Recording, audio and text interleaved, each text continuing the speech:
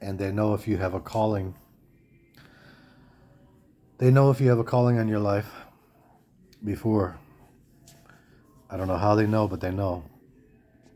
You guys pray for me. I sprained my wrist and I have some kind of virus. I was teaching my neighbor how to drive and she was sick, so I got some kind of virus too. So anyway,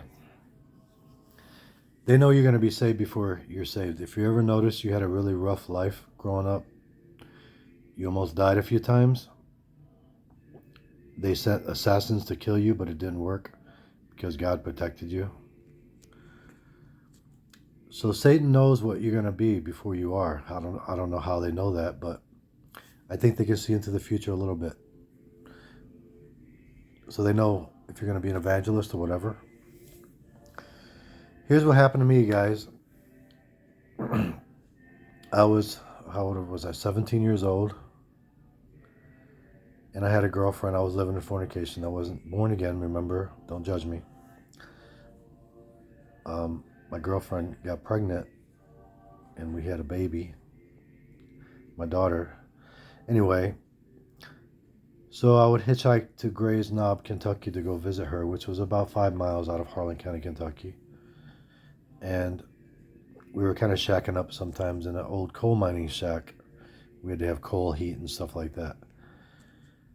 So I would hitchhike there, and then I would take a train back home, hop on a coal train. One time I went to an acquaintance house. His name was Robert Lee. I don't remember for what. I went there to ask him a question or something, and his girlfriend really took a liking to me. She was kind of flirting with me. And I guess he did not like that. It made him really hot under the collar. He was probably like 20, 21. I was 17. So I'm waiting on a train track. Actually, there's a school right beside the train track. And there's an old abandoned train station. And I was waiting at the old abandoned train station, sitting on the wood, waiting for a train to come so I could hop a train and get home. And these two guys came behind me, and the Holy Spirit told me to get up, like swiftness. I didn't know it was the Holy Spirit back then. Get up.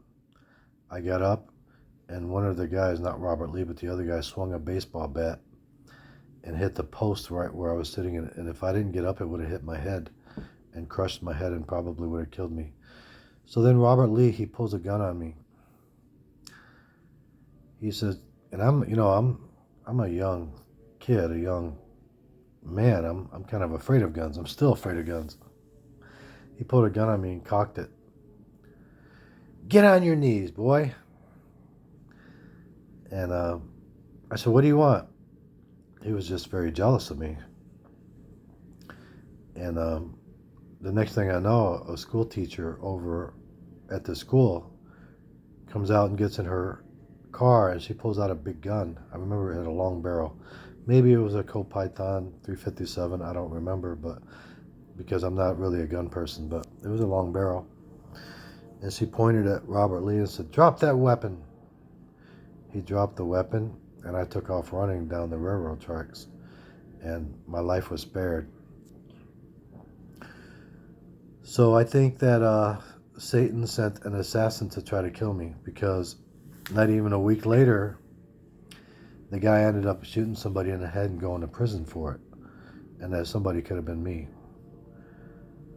So then there was a few other times I should have died, but if you think about it, if you have a calling on your life,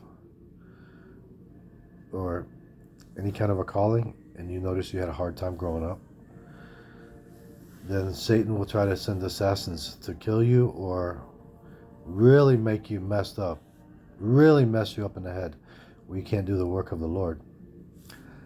All right, until my next video, God bless you guys.